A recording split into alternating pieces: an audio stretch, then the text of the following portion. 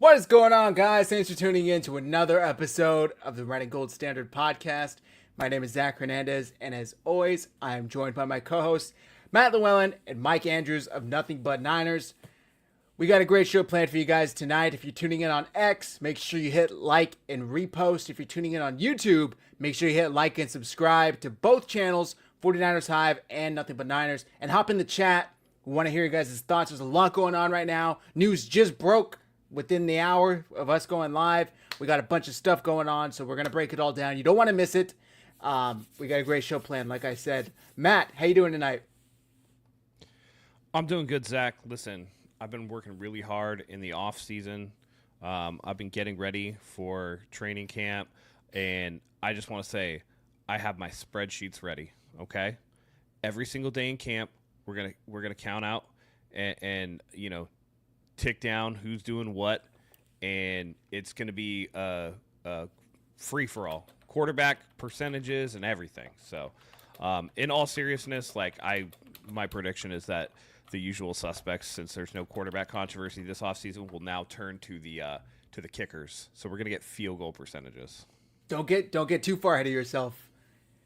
Just because we think there isn't a quarterback controversy doesn't mean we won't try and make one. Mac Jones is here after all. I'm kidding. Mike, how you doing? All is well, man. This is going to be a really, really fun episode. I got a lot of stuff to get off my chest. In the last 6 or 7 days, some Niners news has been coming out, and I have been beyond anxious to say what I feel on it. But I knew we were going live, so I was like, you know what? I'm going to wait for my guys. I'm going to share the news with my guys. I'm going to share my opinions, my thoughts. And for all of you guys out there that like to clip up stuff, for all of you guys out there that like to say, oh, this guy's bugging, he's tripping, hit your record button because it's coming. We're about to have a really, really good show. Let's rock and roll, baby. That's right. That's right.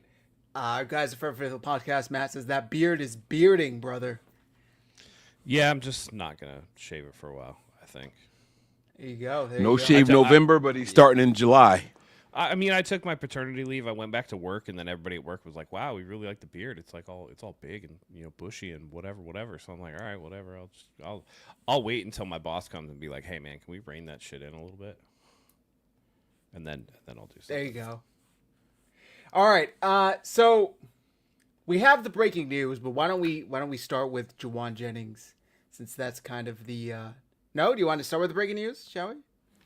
We got to start with the breaking news. All right. Jauan Jennings is going to carry into the season. We got to start with the breaking news. I also feel like with what Mike is probably going to say about Jauan Jennings, we'll probably want to be able to get past our little YouTube algorithm so that he can, okay, not get the video demonetized, I suppose. Well, let's see. What time is it right now? It is 7:41 at 6:43, so 58 minutes ago. This dropped. Sorry, StreamYard changed their whole button, so I'm trying to find out which is the right one. Here we go. Finally, the last domino for the 49ers to drop has fallen, and he is the third second-round pick to be signed. That is Alfred Collins. Per Adam Schefter, the next big domino in the second round has fallen. The 49ers second-round pick, Alfred Collins, the number 43rd overall selection, reached agreement tonight on a 4-year, $10.3 million deal that includes over $9 million guaranteed, and now it's expected to trigger multiple second-round signings per sources. Until now, 30 of the 32 second-round picks remained without a deal. Collins will have 88% of his deal guaranteed, a huge jump over last year's number 43 overall pick. What do you guys think was the catalyst for this to finally happen? And per Schefter's tweet, the verbiage there, now will be kind of the trigger that will now set other second round picks into motion. Was everybody just kind of sitting like we said last time in the Mexican standoff? Nobody wanted to be the one who signed for not a fully guaranteed deal. And now that Collins did that, it gives everybody else permission. Or what are your thoughts on this? I think it's interesting because I honestly think it's because we got to camp, and I think Alfred Collins is looking at the vibe of the team. Like, to me, this gives me hope for the vibe of the team, that the vibe and the energy of the team is good this year. Just because, why would you be first? Your agent has probably warned you about how the 49ers do contract structure and that it's, weird, right? You're the one that is going to kind of tip over, the Jenga tower for everybody else. And I think he was just like 88% of it guaranteed is good enough. The funny thing is, when you look at these numbers for the contract total is $10.3 million. It makes the whole like guaranteed part of it a little more silly when you think about it. It's such a small amount of money, but those things matter. And I would expect for everybody after 43, this will be the catalyst for them. But I think from 34, which is unsigned, to 42, I think that there's still a lot of negotiating to be done, because the guy at 34 is not going to look at this deal and be like, well, I'm not going to take a not fully guaranteed deal. I still want fully guaranteed. Look how much further down the list he is than me. That's 9 picks after me, or whatever the case may be. I think as you get closer to him, you'll see maybe the slot around before and then everybody after kind of fall in the line. But yeah, I just think he wants to play football. He missed some of the OTA with calf injury. Now, who knows how legit that was, given that he hadn't, signed a deal yet. He could have been doing a little bit of the old sit-in type of thing, but he showed up, and I think he wants to play football. I think that's the vibe of the team, and I'm glad they got it done. Yeah. Mike, what are your thoughts on this? If an injured mofo stopped the momentum on the train, I'm mad at him. If I am the rest of the 30 unsigned second-round free agents, I hate this guy right now. Prior to him signing his deal, second-round picks had 100% of their deals guaranteed. Alfred Collins is a punk. He is an unwanted asset in the second-round market, okay? This dude, if we're on strike, he crossed the picket line. That's how you got to view this guy. Prior to him signing his deal, we had 100% of our deals guaranteed. There's no way to excuse it. Me, Alfred bitch. Collins is what she said. He is absolutely me, that's what he is. That's what Alfred Collins is. This guy went out and violated everything that we stand for, everything that we're fighting for. First round guys, they all have their contracts guaranteed. This was the first year that we started off 2 of 2 with the second round guys having their contracts fully guaranteed. He took his injured, broke bum ass across the picket lines and signed a deal. Fuck you, Alfred Collins, if I'm the rest of the second round picks. I can't believe that you did this yourself. See, and here's the difference, right? The Niners knew that this guy wasn't going to get 100% guaranteed. He's already injured. We might put your punk ass on IR. And so what he says to himself and his agent is, okay, cool. Well, maybe I should sign a deal because they're not going to give me a fully guaranteed deal. This guy should not have been the next guy to sign the second round deal for the rest of the league. The rest of the league is fighting for fully guaranteed contracts. So fuck him.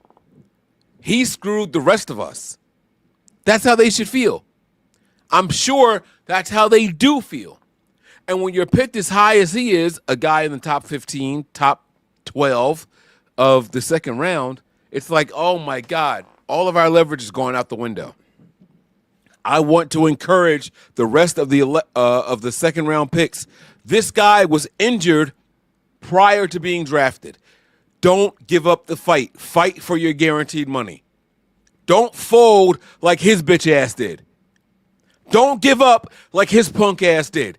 You guys deserve more than whatever it is that he's going to get because you guys are healthy. Don't fold. Don't push the cards into the middle of the table. You guys still have a hand. You can bluff if you want to. Let the rest of the teams around the NFL decide. His punk ass gave up. He folded, and he took whatever it was that the 49ers were going to give him. Now, it's cool. 80+%. I get that. That's great. It looks good on paper. I don't want to make any mistakes about it. He's still getting a really, really good deal. But prior to him signing his deal, the second round picks were at 100% money fully guaranteed. This guy fucked it up for everybody else. Everybody else. He should not have been the guy to sign or the NFL announced the signing Next. You want to agree? Cool. Hey, 49ers, don't announce this. Let someone else announce their deal next. Because what he did now was put himself in the spotlight and say, hey, all second-round picks don't have fully guaranteed contracts. So for you punk asses that are holding out and we're a week away from everybody reporting, here you go. This guy right here, he's a top 11, top 12 pick in the second round. He's here. He's paid for. He's signed. Get your asses in here. He ruined the leverage that everybody else had in the NFL for the second-round picks. He absolutely ruined it. And they should all be mad at this guy. Now, should he have signed? I think he should have, because they could have put his punk ass on IR and he wouldn't have got shit, right? So I understand why he signed, right? I get why he did it. But if I'm the other 29 guys, I'm mad at number 99 for the San Francisco 49ers. Fuck you, Alfred Collins, on behalf of the rest of the leagues in the second-round picks. Fuck you. Well, I don't know. I mean, I get that. Don't get me wrong. It kind of is. Did you guys hear the story? I think it was in Philly, of the trash people that are on strike. Mike, this is right up your alley, I think, right? Jersey, maybe. I don't remember exactly where it was. Somewhere over there in the East Coast. It's all the same shit to me. Trash people on strike. And the trash is building up in the streets. People are complaining. The garbage men are picketing and they're striking. And a mom is like, yo, I got an SUV. My daughter and I will take a car full of trash for you for $25. She's like, I'm just trying to do a good thing. I'm not trying to get in the way of these garbage men that are trying to get a good contract. She got like trashed. I mean, no pun intended, but she got like death threats. Like they're like, you're a union buster. You're all this, there's like a term for it when you go and kind of get in the middle of.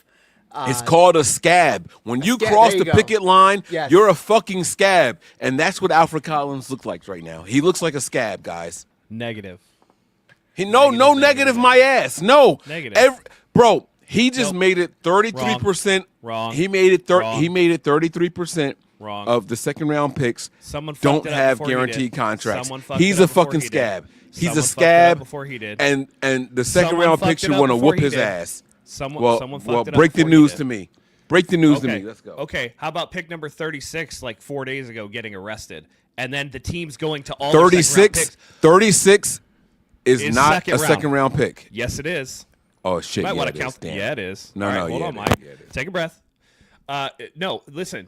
This dude gets arrested, and the teams go all their second-round players who are unsigned and go, this is why we don't do fully guaranteed, because people can't control themselves. We have to protect ourselves as a team to be able to do this. Now the 49ers can go to Alfred Collins and be like, look, you didn't get arrested, but that calf has already given you shit. What are you going to do? So I would actually, if I were the other players, which, I mean, if you're quibbling over 88% of $10.3 million is 9.06, so he gave up $939,000 to sign. If you're worried about $939,000 in your NFL career, then that means that you don't believe in yourself, because every one of these motherfuckers should be like, I'm a second round pick. I'm definitely getting a second contract, which could be worth way more than $10 million he got. But I'd be more mad at the guy that got arrested, giving the teams leverage to come to us and say, like, yikes, this is why we don't give fully guaranteed deals to second round picks. Like first round, we've already invested a lot of capital. The investment's there. Second round pick, I don't know, man. Because without the fully guaranteed, like the Browns aren't going to sign Quinshon Judkins until he's absolutely clear. And if you think Quinshon Judkins is going to get a guaranteed deal at pick number 36 after this, you're tripping. He's not getting fully guaranteed, which means everybody that comes after him is not getting it either. So I would actually blame that guy for not being able to do the right thing, allegedly, before I would blame somebody who was just like, well, I want to play football, and I realize that I'm probably not getting a guaranteed deal. Like, fuck it. I'm going to go play. Just devil's advocate, Mike. So I think that both of you guys had good points. Matt, I really like the fact that you're like, this could be a signal to what the 49ers have going on culture-wise. Everybody's bought in. It takes a lot to be that first guy to move, right? Like, two guys signed, because I see Nigel here was asking what was the holdup. So the Browns and the Texans signed their second round picks to a 100% guaranteed contract. So therefore, the other First time it's ever happened, by the way. first time, the other 30 second round picks are like, well, I want my contract fully guaranteed too. Why wouldn't I get mine? These other two players drafted in the same round got theirs fully guaranteed. So everybody's been at a standoff for the past 3 months since the draft happened, and it's kind of like, who's gonna blink? Well, this week rookie minicamp or training camp started for a handful of teams, the 49ers being one of them, and it was kind of like that awkward, well, Collins, is he gonna show up? I mean, he hasn't signed, so probably not. So that was the holdup, but it takes a lot to be the first one to make that move. And Collins was the first one. And like Schefter said, this will likely trigger a handful of other players to now feel okay to sign, basically. That's pretty much why, I guess. Now they can percentage scale the guarantees down. Like, whatever the guarantee was for pick 1 in the third round between Alfred Collins' slot, now you just scale the percentage by pick. It makes it really easy for everybody after. The picks before, 34 and 35, maybe still have a shot. Oh, yeah, I still want a guarantee or whatever. Quinshon Judkins not getting a fully guaranteed deal. He's lucky if everything allegedly it turns out to be true. He could get cut, like right off rip. So And go ahead.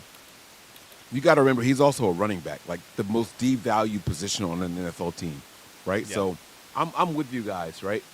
What my point was is that Mike, touch your cable. We got some static going on. There you go. Perfect. You're good. good. We good? Yep. My point was it was less about where he was picked. No, it was less about his position and more about where he was picked. If I'm the other 30 guys, because there was only 2 signed, right? If I'm the other 29 guys, I'm mad that you took this deal so early. You could have had it agreed to. Don't sign shit. Give us a little bit of leverage, dude. Like, show up. Don't sign. Go participate. Don't freaking sign. Give us a chance. He did it too close. He did it too soon. If I'm the other 29. Now, if I'm the Niners, this shows cohesion. This shows commitment. This shows mindset and attitude going into the season. The Niners are in lockstep.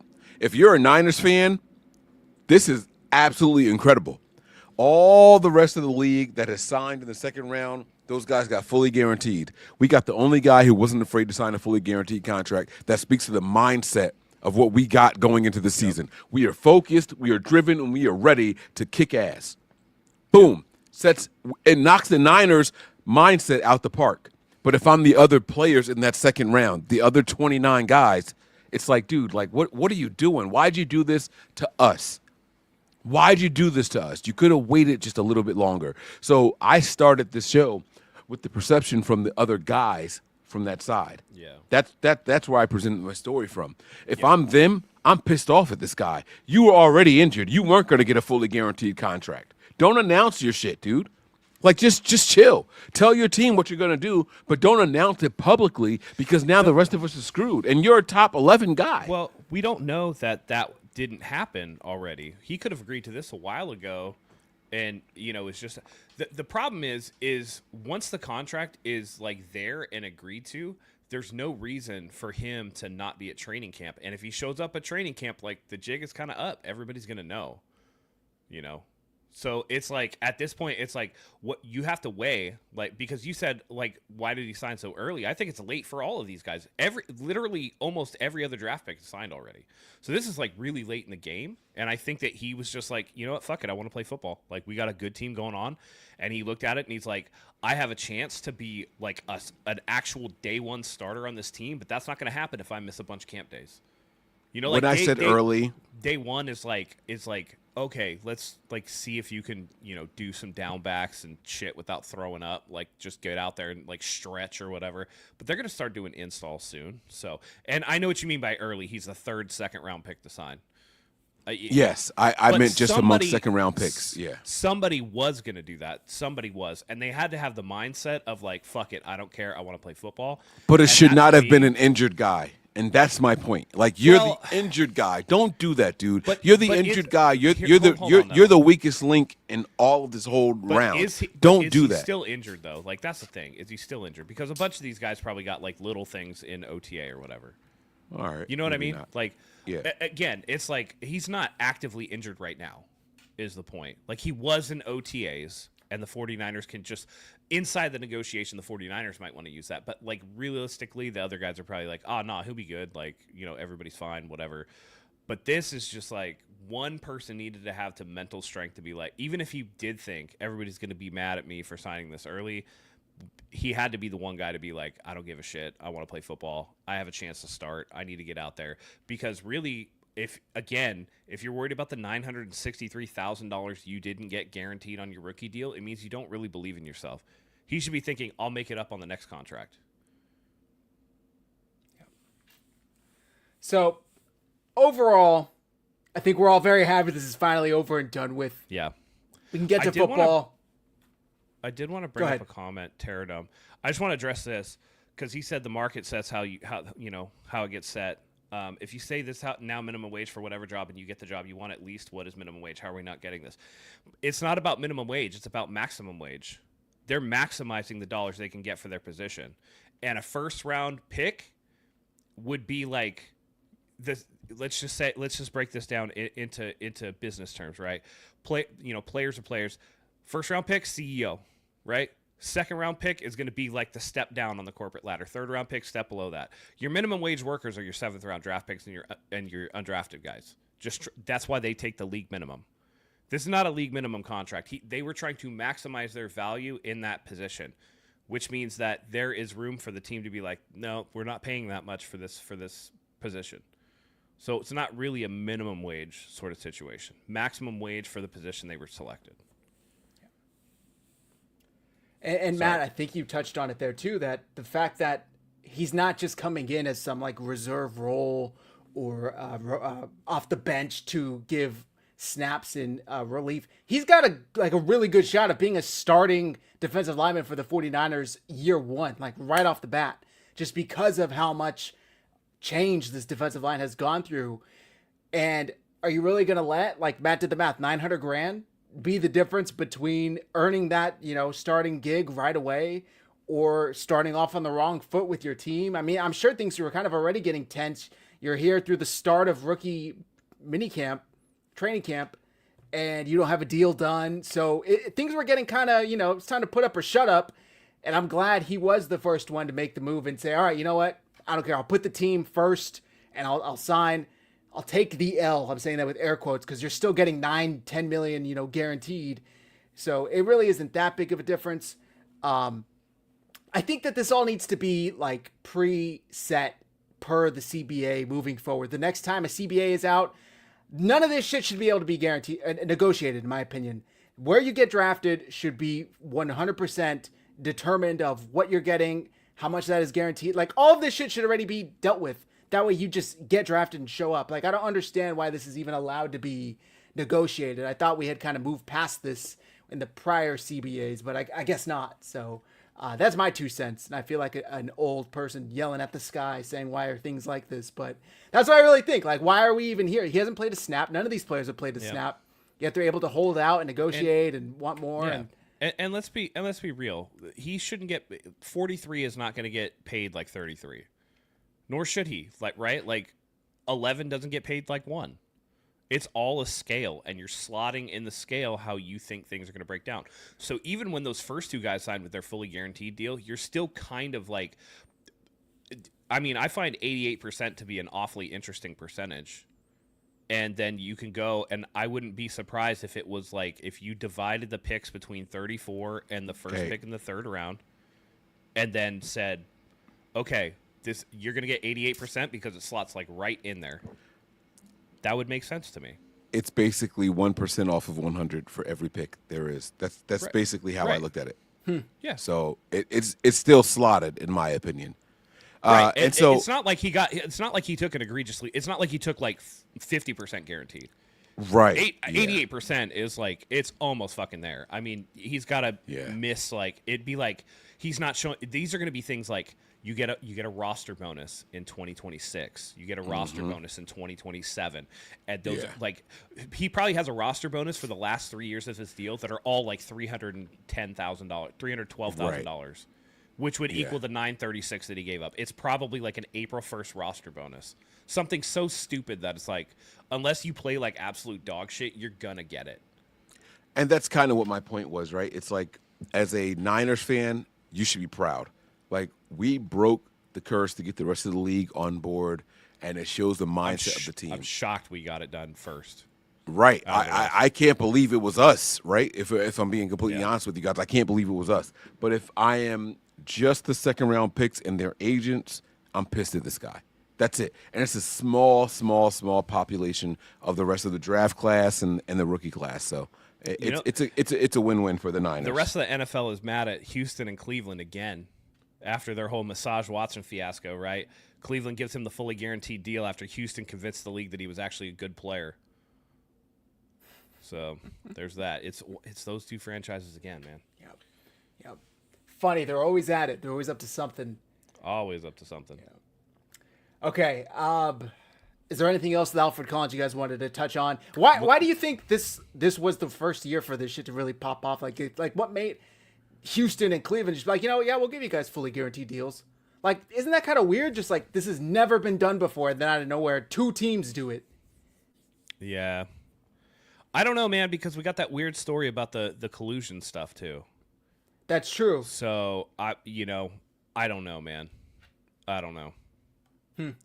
Terradome says Cleveland and Houston set the market. What I'm telling you is, again, pick 33 and 34 are not the same as pick 43, which is not the same as pick 58. It's just not.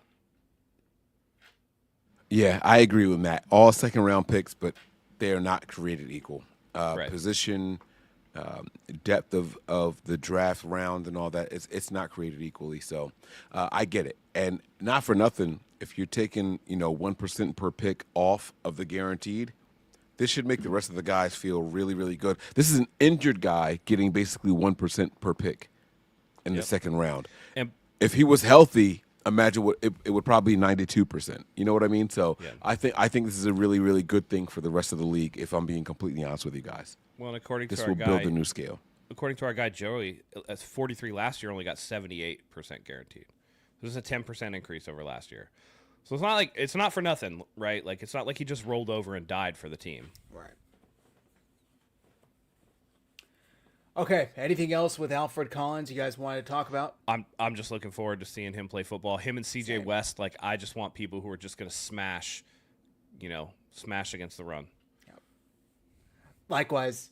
It's going to look I a whole lot paused myself different. before I even said it. I was like, hold up a second. Hold up. This defense is going to look a whole lot different this year. Yeah. What is it? The Panthers, that one defensive lineman, it's like, we got the Twin Towers over here. And everyone was like, oh, don't say that. But the 49ers have got two big dudes in the middle. Maybe not Twin Towers because they're not that tall, but They're probably going to start 3 rookies on the defensive line. Let's be real. Alfred Collins, CJ West, and Michael Williams are probably all going to start for this team. Yep. With And Nick Martin's got a good chance starting right behind him too, I'd say. Yeah, I mean, well, I guess technically speaking, if you start, man, I don't know. Do we start the guy from Philadelphia? Huff. Yeah. Do we start him? Do we start Bryce Huff? Or do we start Michael Williams? It's going to depend. Michael Williams, to me, is better against the run, so that means that word would probably be early. I know it doesn't really mean anything. It's all that word "start" right? is tricky. And that's what it comes down to. Everybody's going to work on a rotation, right? We're still going to see I don't know if he's still on the team. I have to look at the depth chart, but like the T.Y. McGills and the Andersons and all that stuff, they're still going to play. But I would expect the rookies to get the bulk of the snap. How about that? 3 of the rookies get the bulks of the snaps. There we go. Okay. Next topic. This is a fun one, you guys. We couldn't make it through one off season without more of this shit going on. Because, of course, Jauan Jennings either wants out or wants a new deal. Getting ready for work. This was Monday morning. I'm pissed off. I'm tired. And this comes across my screen as I'm getting out of the shower. 49ers wide receiver Jauan Jennings, who is scheduled to make $7.5 million this season in his final year of his deal, wants a new contract or a trade per sources. 49ers extended Jennings' deal last year, but that does not change how Jennings feels about this year. We all remember coming off of what would have been a Super Bowl MVP performance. Had the 49ers won, he got extended, and it was a great extension for the 49ers. We were singing its praise at the time. It was like a 2-year, $16 million deal or something like that, $15 million deal. And he, to his credit, outperformed that deal last year, was 20-something yards shy of 1,000. Would have gotten it had the dumbass ref in Arizona not kicked him out of the game for the Arizona DB playing like a bitch. So now Jennings is saying, I know what I have, I know what I'm worth, and I want my money. And who knows if this has been ongoing for the last few months and he only decided to make it public due to maybe fears that it wasn't being taken seriously by the 49ers, lack of movement. But he's in a pretty good spot leverage-wise, in the sense that Ayuk is still not healthy. They just sent Debo's ass to Washington. There's no free agents. Who are you going to trade for? The receivers on the trading block, DK Metcalf, George Pickens, got sent elsewhere already. Who you going to rely on? Ricky Pearsall, Cowing, and Jordan Watkins? Good luck. So, Mike, I'll start with you. What's your take on this?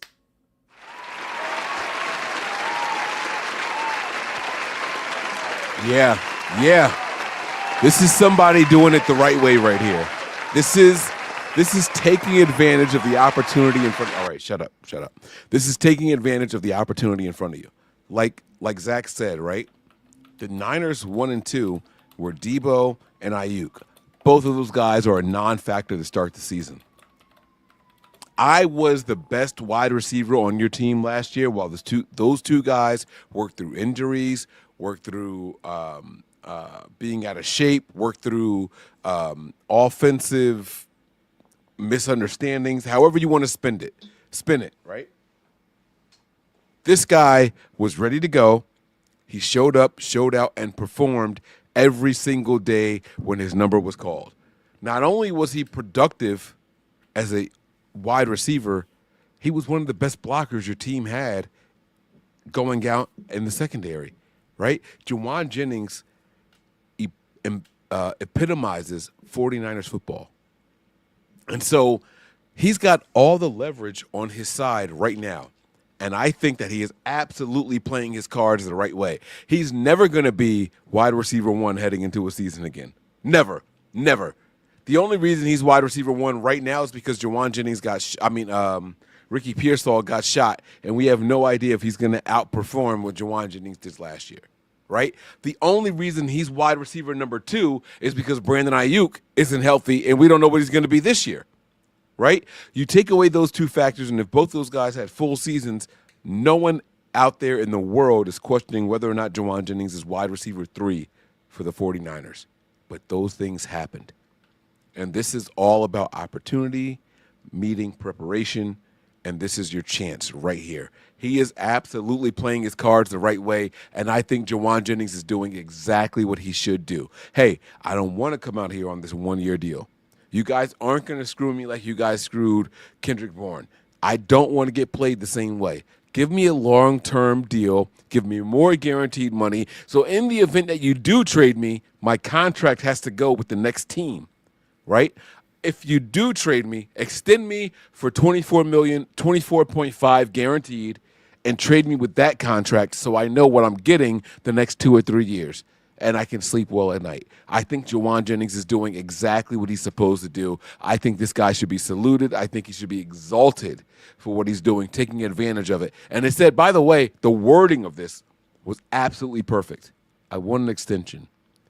But if you guys don't want to extend me, then I want the permission to seek a trade. I'm not asking for a trade. I'm not demanding a trade. But if you don't want to extend me, then give me the right to seek a trade. Now I can blame the Niners in the event that this doesn't work right and I'm still a fan favorite. Because you can't tell me a 49ers fan that doesn't think Jauan Jennings is wide receiver 1.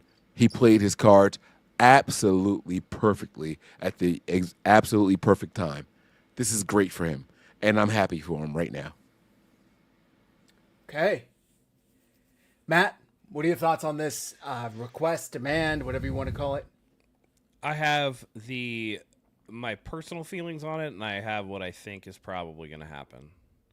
So what I probably think is going to happen is that the 49ers will probably give in and give him some type of, sweetheart deal or whatever. Probably somewhere around the neighborhood of, 3 years, 45 million, so like 15 per. Make him happy, maybe an out after 2 years, something like that. What I think should happen is that maybe they put some incentives into his contract and say, do it again. Because last year was statistically as equal as you could get to his other 3 years combined. And this is not the first time that a Johnny-come-lately has had a good season and then held the 49ers up for ransom after getting a new contract. I think we remember back in 2020 when a guy named Raheem Mostert tried to hold the team up for money and then got injured after they gave in and gave him more money. And now that fucking bum is out of town, and Jauan Jennings needs to prove it again. And Mike, I think you're right. I think he's well aware of how the team actually views his value and how the league would view his value. And that's as a wide receiver 3.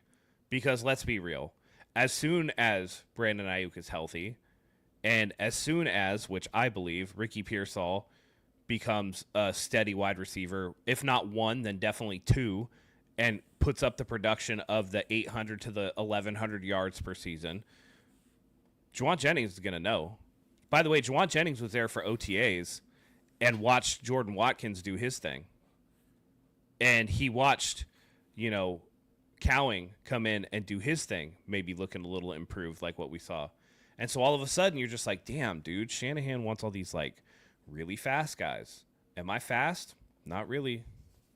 I could block, but I'm not fast. I'm a dog on third down, but is that what I'm going to be? Am I going to go back to being third and Jauan, where all I do is come in on empty set and maybe get a chain moving first down? Is that all I'm going to be? So he knows this is his one shot to get paid, because the production for this year, I'm willing to bet, is not going to be what it was last year. I think he's going to fall and regress back to his normal levels, because as everybody starts to come back, you got DeMarcus Robinson, who will probably miss 3 games. You got Ricky Pearsall, who's coming into year 2, came on really strong at the end of last year, so looks like he's probably going to be good. And then if Brandon Ayuk comes back and is even 80 to 90% of himself, that's far better than Jauan Jennings. What are we looking at here? Where does he fit in? You still got to give the ball to George Kittle. You still got to. By the way, a lot of his production was because Christian McCaffrey wasn't healthy either. I'm sure Kyle Shanahan would have rather had run the ball with Christian McCaffrey or get him out of the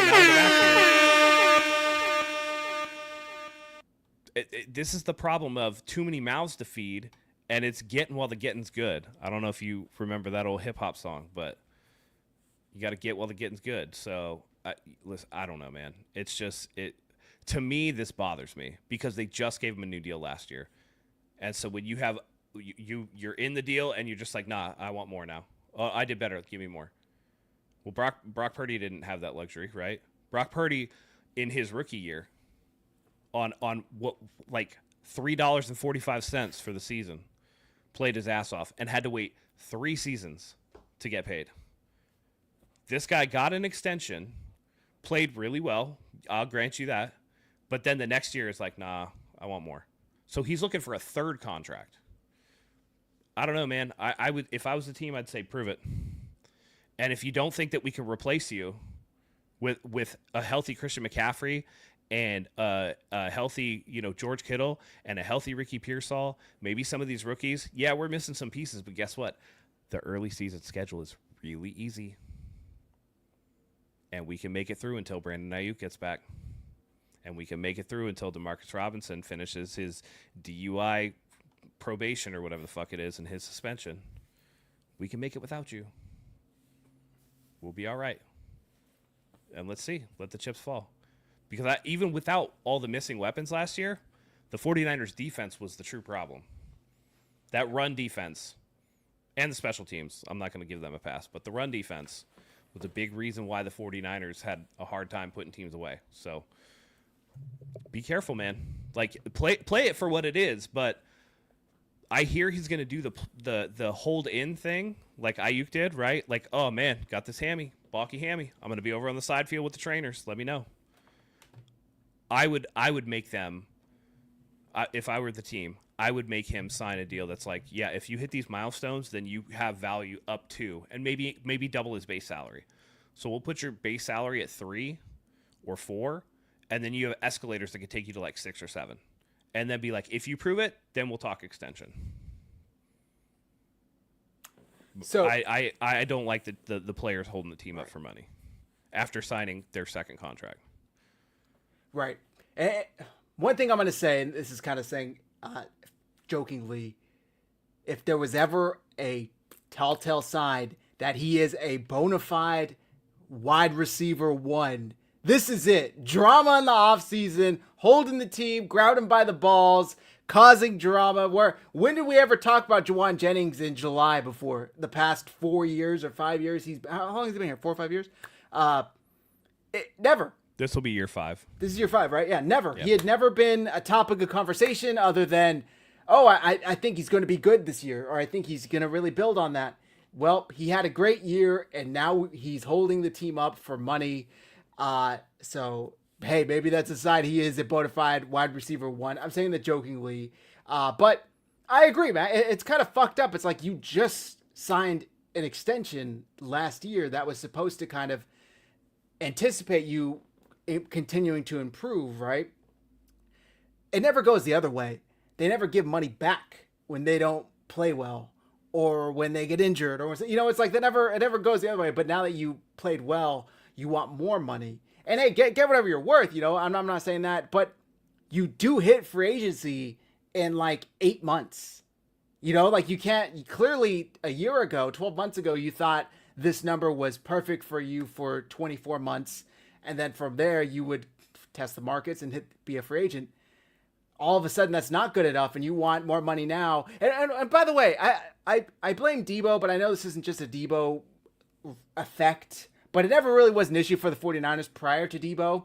Why is it always wants an extension or a trade? I would again argue Raheem Mostert because he said the exact same thing. He said, I want a new deal or I want a trade. Okay, he did that in 2020. Then it goes back to Mostert, sure, in this regime. But that son of a bitch. Why is it never just, I want more money, I feel like I deserve more money? Why is it always then trade me? Then trade me and I'll get to somebody who does want to give me that money. I'll tell you what, Jauan, you could get to that somebody in 6 months. In 6 months, you are more than welcome to go and test the waters. And you would probably, you probably have earned a really nice contract by now. Yeah, here we are, and he's holding the team up now for more money. Like I said to start the topic, he knows where they're at leverage-wise. Ayuk's not healthy. Debo's not here. Pearsall came off a promising year, but he's still going into year 2. Robinson's going to be likely suspended. Who else do they got? He was their leading receiver last year. So it is unfortunate that this is where they're at, but this is where they're at. And I agree with Matt. I think ultimately they up the incentives. He's probably happy with that, and they move forward for a year. Yeah. And here's the thing. People are like, just give him the $15 million. He's not, again, there's a comment from Terradome. He's not asking for Justin Jefferson, Jamar Chase money. Yeah, but he's asking for Cooper Kupp, Christian Kirk, Jerry Jeudy, Cortland Sutton money. All receivers who have like multi-years of production. And he got his career year because literally the cupboard was bare. You had George Kittle and like nobody else. Everybody was either hurt or shot or whatever. That wasn't his. Well, okay, never mind. I take it back. What I'm saying is for him to have his best year ever took so many other weapons who were viewed as better than him. Like Brock Purdy is good enough that it's not just going to be George Kittle's going to get 1,000 yards and everybody else is like nobody else is going to do shit, right? Like he was going to get some production just by virtue of being an NFL level player and having a quarterback who just got a pretty big contract who has played pretty well for the team. You know what I mean? So if that's what it took for him to get the career year rather than actually producing with those up, like if you send Jauan Jennings to let's just say Seattle, fuck it, let's say Seattle. You think he's getting 975 yards with Sam Darnold throwing to him? Absolutely not. Send him to most other teams. He's not even sniffing that because he never sniffed it here until everybody was hurt last year. So I think, again, I don't mind giving him a little bit of a bump because he earned it. But, like, to me, the market would say maybe he gets, 12 to 15 per year. That's my estimate. My top end estimate was 3 for 45. But, like, is he actually, like, valued at that truly? I don't know. I don't think so. Listen, guys. We've got to use what is it called? Revisionist history, right?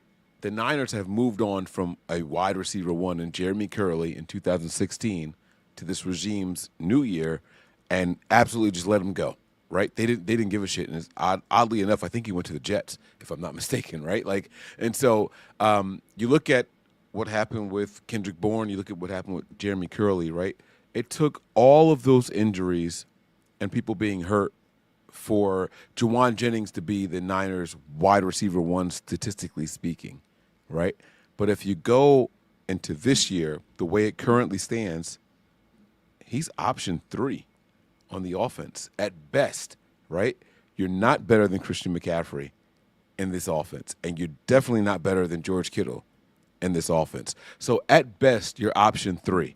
Right now, forget that Debo's not here. Forget that Ayuk's not active week 1, right? Like, at best, you're option number 3. So I think he's playing his cards right. This is the highest he's going to be ranked heading into a season and coming off of his best statistical season. But the Niners have passed up on the top wide receiver one before. This regime has said, hey, guy, fuck you. We can do better. Like, right? And so in the Jeremy Curley instance in 2016, right, that's when that was the transition from Chip Kelly to Kyle Shanahan, right? Jeremy Curley was the team's leading wide receiver. They didn't have just one wide receiver that was better. They had 2. They had Pierre Garçon, who only played 8 games and outproduced what Jeremy Curley did. And then they had Marquise Goodwin, who had 900-plus yards in that same exact season, right? And he was just a gadget guy, right? He wasn't a guy that was an all-around wide receiver. He was just a gadget guy, and even he outproduced what Jeremy Curley can do. This team, this regime has showed you they are not afraid to say, hey, you're not the guy. We're not going to break the bank for you, and we're going to play our brand of football. And so while I like and applaud everything that I said prior to this, I stand on, right? Like, he is playing his cards the right way. He's never going to have more leverage with the 49ers or against the 49ers than what he's got right now. But the truth of the matter is, this team does not care what you're saying, dude. We've seen Kendrick Bourne come in here and put up some really good numbers. And the truth is this. Out of all 8 years that Kendrick Bourne has been in the NFL, he's had one season better than what he ever had with the 49ers. And that was his first season with the Patriots. And they had no other options over there. And he was barely better than any season he had with the 49ers. I don't think this team is afraid to move on from a guy like Jauan Jennings. And I know that he's a fan favorite. I know that a lot of people out there like him. If I'm the Niners, I say, dude, fuck you. Here you go. If we can get a 3rd-round pick for you, you are gone, dude. You are out of here. And that starts with week 1, in my opinion. This is my opinion. I don't care what you think you are, who you think you are, what kind of production you Here's what I have learned since I've been a fan of the 49ers. No player brings their stats with them. No player's stats from their previous seasons with previous teams brings that production with them. Not a single one. I haven't seen it happen yet. And so what? If you're on this team week 1, teams are planning for you to be wide receiver 1. And they're going to find out ways to eliminate you from the game plan. That's what they're going to do. And if they do that to a guy like Jauan Jennings, who's not going to beat you deep, who's not going to beat you with intricate route running, he's not going to thrive, guys. If he's wide receiver 1 going into the season, the Niners are screwed. I said the same thing about Trent Taylor making this team last year. If Trent Taylor makes this roster, this is what I said last year. If Trent Taylor makes this roster as a wide receiver, we are in a lot of trouble Guess what he did? He made the roster. Guess how many games we won last year? 6. I was right. And I'm telling you guys right now that if we go into a season with Jauan Jennings being wide receiver 1, we are fucked. We're screwed as 49er fans. He cannot be the best option at the wide receiver position, or we're screwed. I love him. I really appreciate everything he's done for us, but he is not a wide receiver 1. And while you should negotiate that way, because it's your only chance to do it, the team should plant their feet, draw that line in the sand, and say, this is where we are, this is where we stand, and we are not budging beyond this. That's what the team should do. So I hope I made myself clear. Good for him. Take advantage of the opportunity presented to you, but the team should also, nah, you're not that guy, dog. Like, we appreciate you, we love you, but you're not him. I'm done. Yeah. Quick question. No. Who, if Jauan Jennings isn't here, who can beat man coverage? Ricky Pearsall. You feel confident enough? Okay. Yeah, Ricky Pearsall. His route running's really good, and he's actually going to have an off season and a training camp this year, provided he doesn't get shot between now and the beginning of the season, of course. One would hope, right? Right. But I know, knock on wood for that. But I mean, listen, with how he kind of came on strong at the end of last season, and really that last week, I mean, he looked really good, and his route running is just nice. Very good route runner, fast, good hands. So I noticed that at the beginning of the season, it was one of my quibbles with him. He did a lot of the pitter-patter feet thing to try to beat people. And there was a really legit video that I saw on the internet making rounds of Michael Irvin at Miami going with the wide receivers and telling them, hey, don't do that pitter-patter shit. Make one move and just beat them. Like, you're faster than they are. And towards the end of the season, I really saw Ricky Pearsall start to stick his foot in the ground and just go. And so, again, you expect a year, I guess 1.5 for him to really pick up. And, you get a little bit of of pickup from some of the rookies too. If you think Watkins is going to be somebody, which everybody said he was doing really good in camp, everybody seems to be excited about year 2 of Jacob Cowing. So, yeah, like, again, I'm not saying that it's ideal, and I'm not saying that you can't do anything for Jennings. If you want to bump him up, bump him up. But, like, this whole, I want an entirely new contract, I'd be like, I don't know. We'll give you some escalator clauses for this season and bump up your salary, but, like, that's it. Another question for you guys. If Jauan Jennings, say he gets a 3-year deal for whatever the amount is that makes it work, right? Does he ever top last year, statistically? Or has he peaked with the 49ers statistically? No, I think that's going to be his best year in the NFL was last year. That is a phenomenal question. I can't imagine him, like, again, if the 49ers have healthy weapons, like you said, Mike, he's already best case scenario with everybody healthy, number 3, and potentially number 4 if Ricky Pearsall is actually, the better wide receiver, which you would hope a first rounder would be. I didn't include Pearsall in that. You're absolutely right. But second of all, we're forgetting that, and it's fun to bash Kyle Shanahan, but the dude knows how to get people open. Yes, sir. Yes, sir. So if you take him out of this situation, and a situation where Kyle Shanahan's going to try to scheme you open and you're the only receiver worth fuck all on the team because everybody else is hurt, where is he going to go where he's going to produce like this? So let's not tear down Pearsall just because you like Jennings, dude. Like, the fact of the matter is that Pearsall's a more talented athlete than Jauan Jennings. Better wide receiver, we don't know yet, but, like, he's going to get the cachet. And let's not take away anything from Jauan Jennings, right? He is a great contested catch yes. guy. You know what I mean? And short yardage to go, anywhere from blank, from down and third, down and fifth. He's a really, really good guy. He's going to get open. He'll make those catches. He'll keep the chains moving, right? But he's not a yak guy. He's not a guy that's down the field and making things happen. He's not a wide receiver 1. He's not a wide receiver 2. There's nothing wrong with identifying who he is and what his strengths are, right? If I had to bet on any player on this 49ers roster not named George Kittle going up for a contested catch, it's Jauan Jennings. It's him. So let's be clear with what I'm saying, right? Yes. But that's kind of where it stops. He's not. I would argue that Jauan Jennings is going to be better at contested catches, particularly like in the red zone, than even George Kittle. Like, he's going to be the number one contested catch guy on this team, 100%. Yep. But again, if you think that he's going to be able to separate more than some of the faster wide receivers, you're tripping. Dude runs like a 4.6 40. He is slow. Talk it. That's it. That's no shade. A lot of his production was against zone coverage. Right. Because he's smart enough to sit in the soft spot of the zone and not overrun the zone. He knows where his bread is buttered, and he knows that he can box somebody out because he's a big wide receiver. That's just facts. But like, if are you running him on a bunch of like, slant routes like you would do for? And by the way, let's not forget that even though we talk about Jauan Jennings being the 49ers' number one wide receiver, but like Deebo Samuel was still on the field occupying the minds of defensive coordinators last year because of the name, right? He had the pneumonia in week 3 or whatever it was, and apparently that was enough to mess him up for the entire season rather than his bad nutrition. But you still are talking about a guy who, because people remember 2021, and by the way, Deebo Samuel's one phenomenal season in the NFL. If you want to talk about one-year wonders, you talk about that. But everybody's looking at Deebo Samuel first before they were looking at Jauan. So really, like, he finished production-wise wide receiver 1, but I don't think any other team saw him as wide receiver 1 at any point during the season. He was always wide receiver number 2 in the minds of opposing defensive coaches.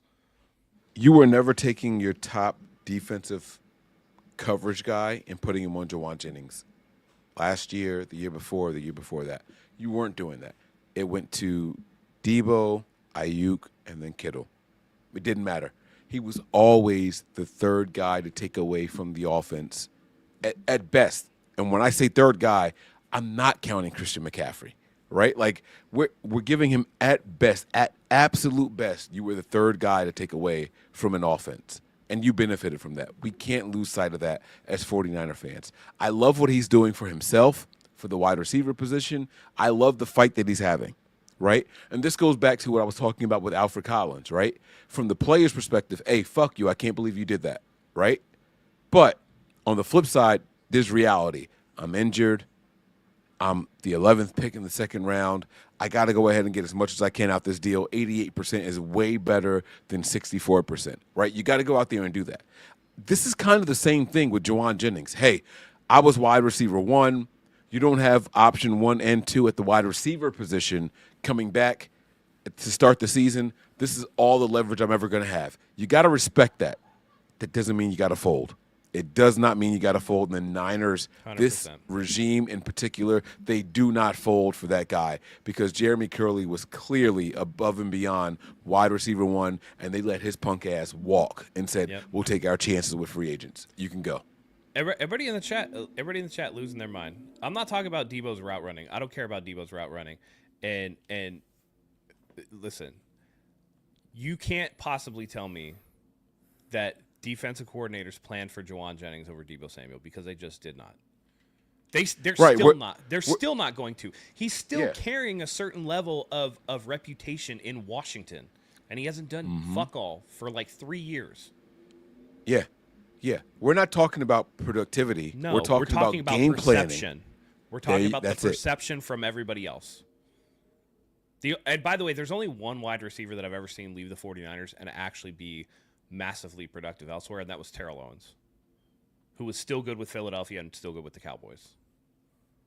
That was it, and that was 2004 when he left. It's going to sound bad, but Jerry Rice still produced after leaving the Niners. That dude still had 4,000-yard seasons. I meant via contract dispute, not because the 49ers were mistakenly thinking he aged out like 5 years before he did. True, yeah.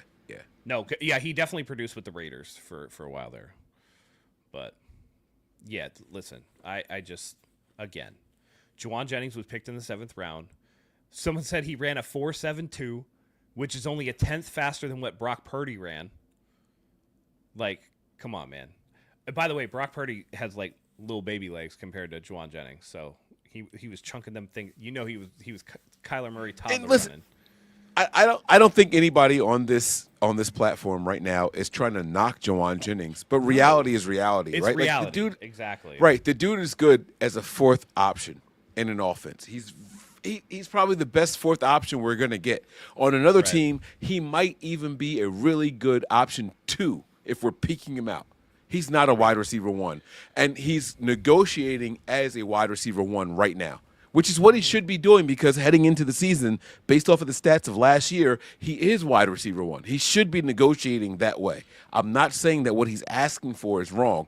This is his time to strike, right? I watch all these old-fashioned base shows where they're throwing the iron into the hot fire and they're banging it and they're molding it into whatever. Right, this is his time. He's striking while the iron is hot. He can be molded into whatever you want him to be. But the truth of the matter is, that iron that they're using for this guy out of the stables is never going to be as good as whatever metal they're using for the King's armor. He is not a King's armor guy. He's not. He's going to be a solid, just, guy. That's it. He's just going to be a solid guy. And we've seen that shit with Kendrick Bourne. We've seen it with Quentin Patton. That's who he is. He just benefited from being on a team where we were decimated by injury and lack of productivity from the guys ahead of him. That's what it was. Mike, I don't think I got your answer to the question. And then we got a super chat here. If they sign him, would he ever top last year, statistically? Never. Not close to it. He's never going to. If the Niners started the season right now with Jauan Jennings and Ricky Pearsall as wide receiver 1 and 2, he's not getting 700 yards. He's not. He's not. Because now the teams know, the opposing defenses know to take him away. Mm-hmm. He was option 4.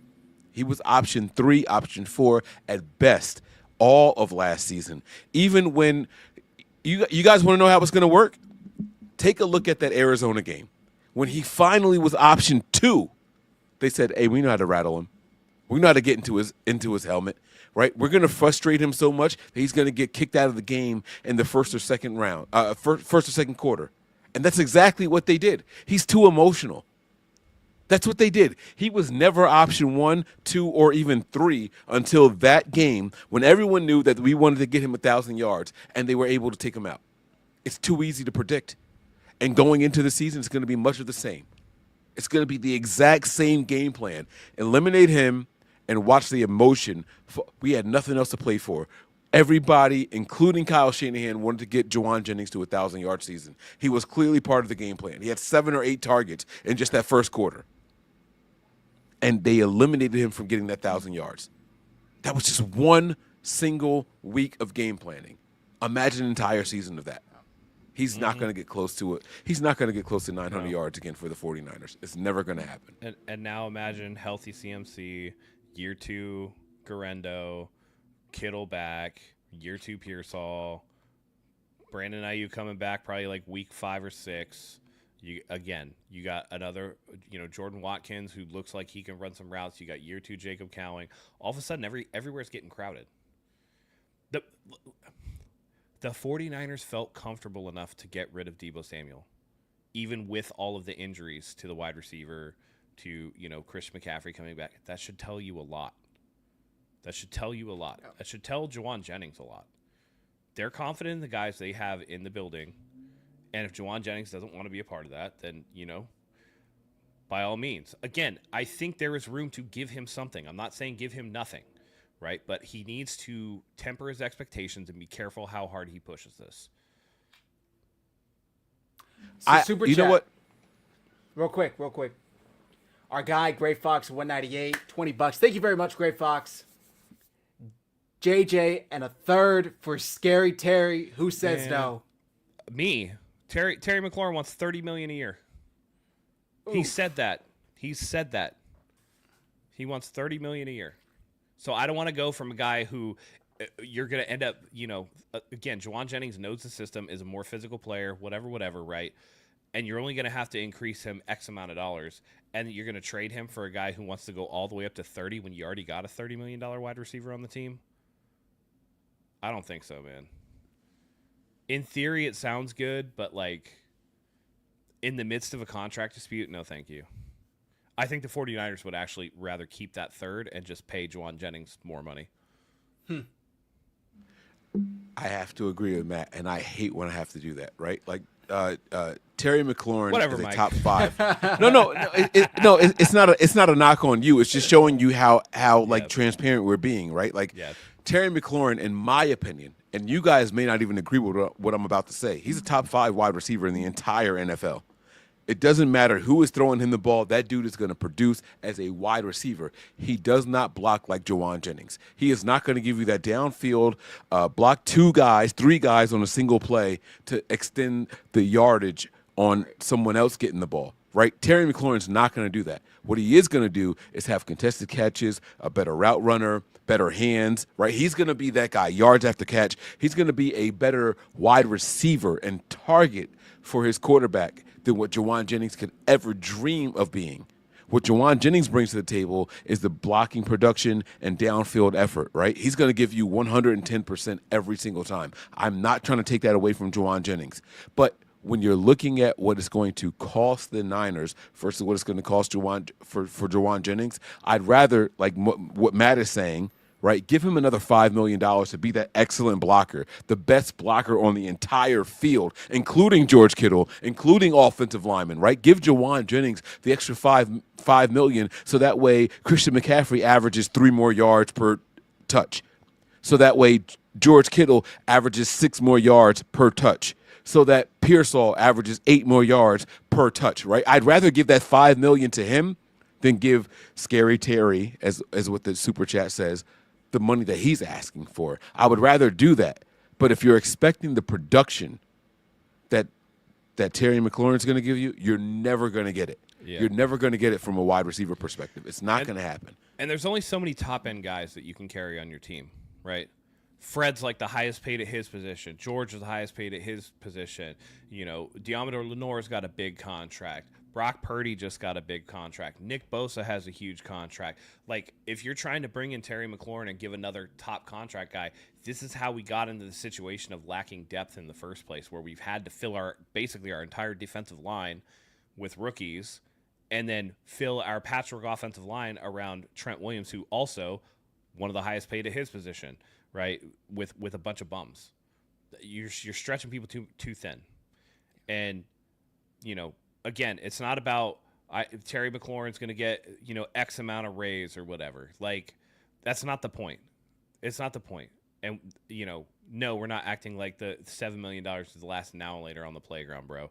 I see you in there. But it's a situation of you have to know what the market value is, and you have to know what's more valuable. I would rather give that $7-8 million to Jauan Jennings for a year than give up that and a third for Terry McLaurin. Right. And so who's 30, by the way. To Matt's point, right? If Washington were to agree with that, their downfield threat is gone, because now you have Jauan Jennings and Debo who operate in the same 17-yard space, right? All of a sudden there's no one to take the top off every single play and be consistent, because that's not Debo and that's not Jauan Jennings. Neither one of those guys are creating downfield separation that defenses are going to respect. So now if you're Washington, they're all going to crowd the line of scrimmage. They're all going to press these wide receivers at the line of scrimmage, and you're completely crippling what your offense could be, right? It works well with Debo and Terry McLaurin. It does not work the same way with Debo and Jauan Jennings. So Matt is knocking out the park. Honestly, I feel like you would put, again, if you had, it was a similar problem to what the 49ers had, but I don't think people have caught on yet. I wouldn't even press Debo and Jauan at the line of scrimmage, because they're both probably more physical than your corners. If they get a hand on you, could probably bump the corner off of coverage or whatever. What I would do is play them like a step off, like just outside of arm length, and give them a free release and just rely on them to be much more athletic than Debo and Jauan. Like, if people game plan for Jauan Jennings this year, and if you put Sauce Gardner on Jauan Jennings and have Sauce Gardner follow him around all the time, how many catches is Jauan Jennings going to get? Probably none. One. No. That's not true. That's not true.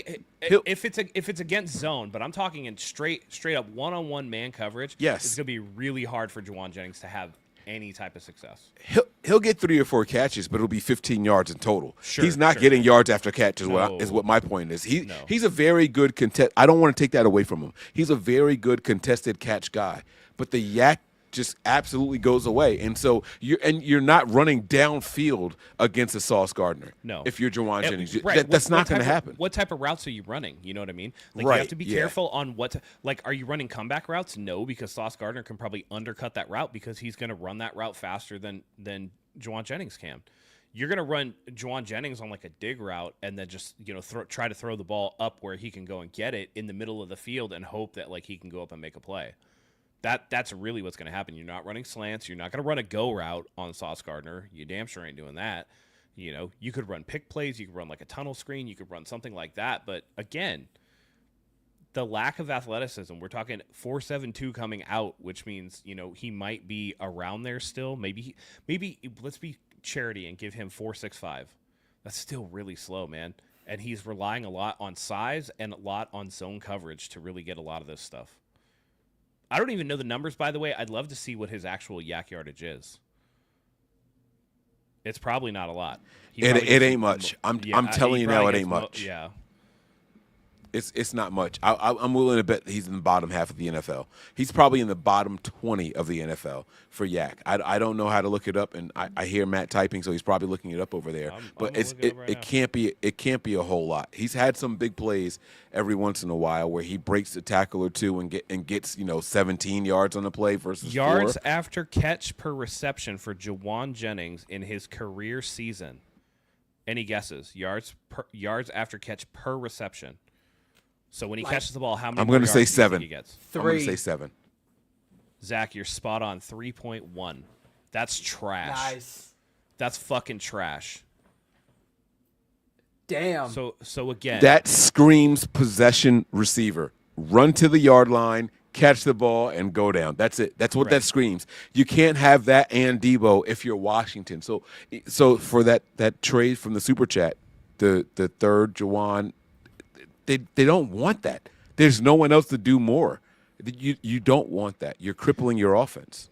by the way, if one person was going to hope that Ricky Pearsall made it, and looks really good at the beginning of the season to help him later, it's going to be Jauan Jennings. Because those first couple games when defenses are keying on him because he had the big season, don't be surprised if the production is very low. Let's get to the super chat here for our guy, Sean. Mike, you want to read this?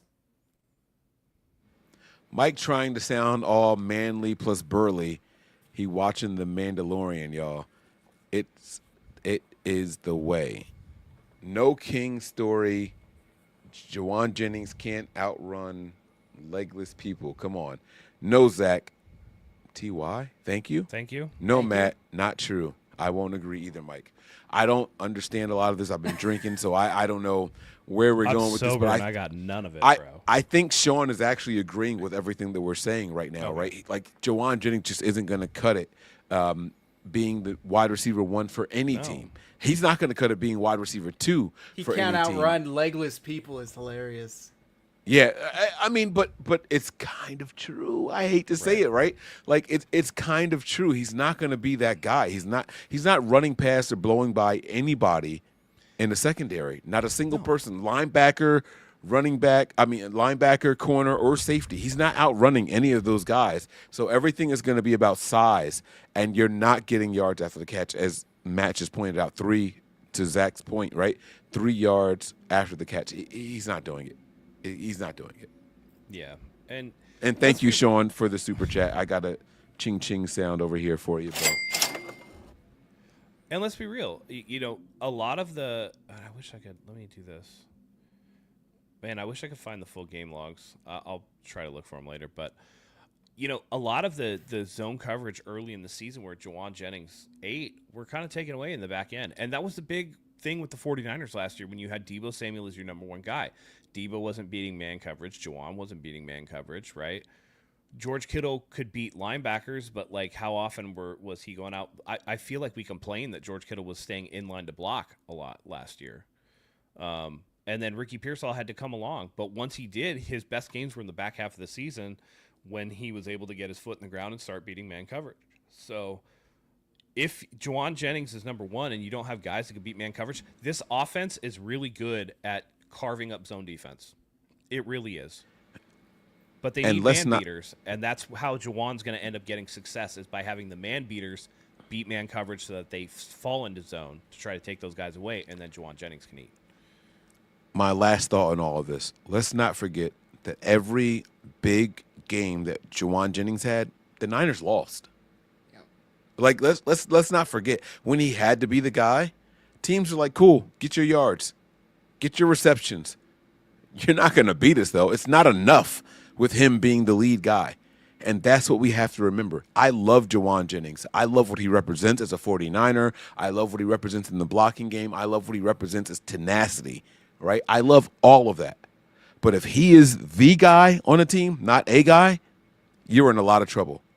And that's basically what it boils down to. He's playing his cards the right way, right?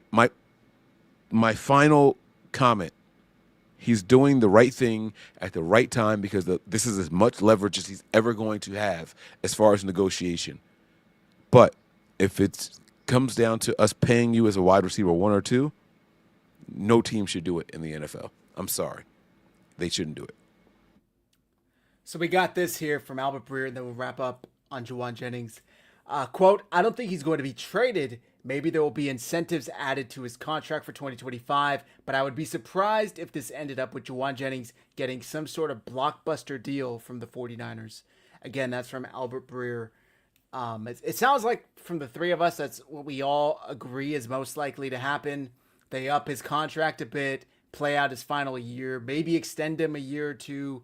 He's not getting a 3-year, $60 million deal here. You know, like it's just not in the cards for the 49ers. Now, if next year the Patriots, or I'm trying to think of these shitty teams that have a lot of cap space, want to come knocking and offer him a big contract, then maybe.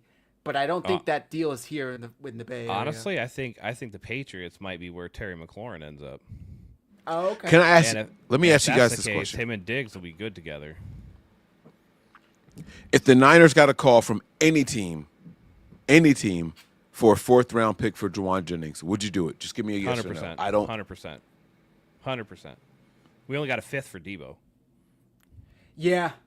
I wish it was before the draft, because now we got to go through a whole year without, the 4th-round pick is going to be much help between now and the next 17 games, at least. But I'd probably still take it. But it would be tough to reproduce. You'd really be banking on Cowing and Watkins to produce and a healthy Ayuk once he does come back. But it'd be tough to turn down. Like Matt said, it's better than what you got for Deebo Samuel, 2-time All-Pro or whatever the hell he was. It's the same that you got for Trey Lance, but, that's neither here nor there. Still crazy. I still can't believe we got a 4th Still rounder crazy. for him. Yeah. I like Lyell's comment, though. Get a 4th and go sign Cooper or Keenan Allen. I mean, if you're going to let him go, you got to get someone. Yeah. Gabe Davis. Yeah, so. I mean, listen, there's somebody out there that could, float you for a few weeks or whatever. That's the thing. You don't need somebody to be – we don't even need Jauan to be wide receiver 1 for the entire year. You really don't. Yeah. Unless, again, Brandon Ayuk's leg falls off and Ricky Pearsall gets shot again. Like, those guys are going to – Brandon Ayuk – I've heard the rumblings. There's a possibility he'll be cleared by week 1. I don't expect that to happen. He'll probably start on PUP, but I mean, he can come off, in a couple weeks, or maybe you put him on IR to return. You know what I mean? Or one of those situations, you figure it out. You can have him come back week 4, week 5, and then you're off and running. And the beginning part of the schedule again is very soft. Yep. Okay. Yep. Training camp. Around the corner, or sorry, it's here. It's not around the corner. It is here. Now that Alfred Collins is signed and will be reporting, what are you guys hoping to get out of this? Who are you hoping that takes the most? I'm trying to think of a way to word this question. Not like we're going to be there to have eyes on this thing. You know what I mean? But reports are. What are you guys hoping to see reports of for rookie training camp? For the rookies, I mean, it's. Go ahead, Mike. Go ahead. I was gonna say, I want to see someone shine in the linebacking group. That's the position that I'm watching the most. Fred Warner's going to need some help, and this was with or without Dre Greenlaw. I would have felt the same exact way.